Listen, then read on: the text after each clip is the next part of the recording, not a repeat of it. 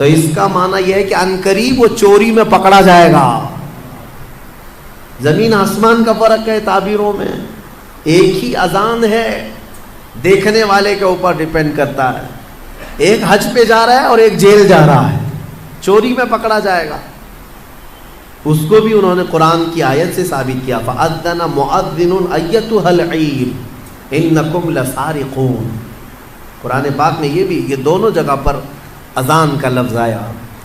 اسی طرح سے ایک اور بات میں عرض کر دوں، حضرت زبیدہ خاتون جو خلیفہ ہارون رشید کی بیوی ہیں، انہوں نے ایک رات خواب دیکھا تھا، بہت بھیانک خواب دیکھا۔ بہت سارے مرد مل کر کے ان کی عزت لوٹ رہے تھے، عصمت دری کر رہے تھے۔ وہ ڈر گئی صبح اٹھ کر کے۔ یہ وہی زمانہ ہے جب حضرت محمد بن سیرین موجود تھے۔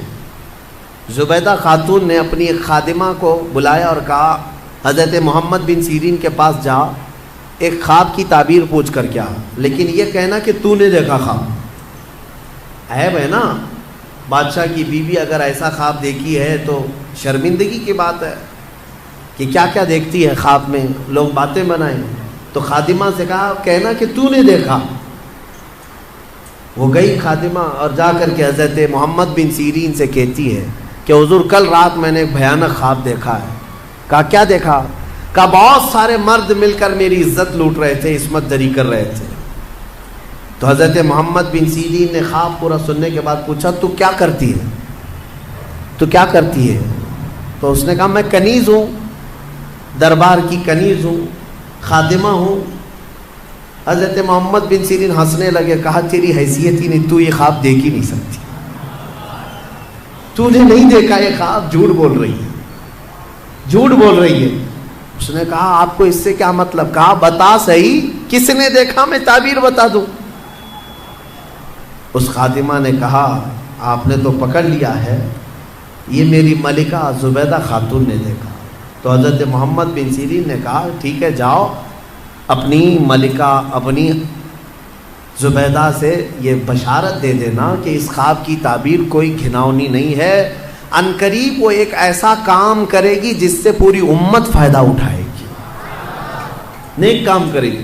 اور اس خواب کی تعبیر ہی ہے کہ زبیدہ خاتون نے دریائے دجلہ سے لے کر عرفات کے میدان تک ایک نہر بنائی حاجیوں کے پانی پینے کے لیے۔ ہاں، ایک نہر زبیدہ خاتون نے اپنے پیسوں سے بنوائی تھی۔ حاجی عرفات کے میدان میں بڑے پیاسے ہوتے تھے، وہاں پانی کا انتظام نہیں، تو اس نے پانی کا انتظام کروایا، اور وہ نہر زبیدہ کی باقیات اور آثار آج بھی موجود ہیں مکہ میں، آج بھی ہیں۔ اور جانتے ہیں اس نہر سے 1200 سال تک حاجی پانی پیا کرتے تھے۔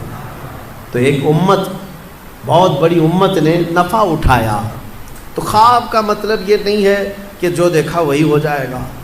کبھی کبھار موت کی تعبیر زندگی سے ہے، کسی کے انتقال کی تعبیر اس کی زندگی سے کی جاتی ہے۔ بہرحال حضرت یوسف علیہ السلام کا یہ معجزہ بھی تھا، خوابوں کی تعبیر آپ بیان کرتے ہیں۔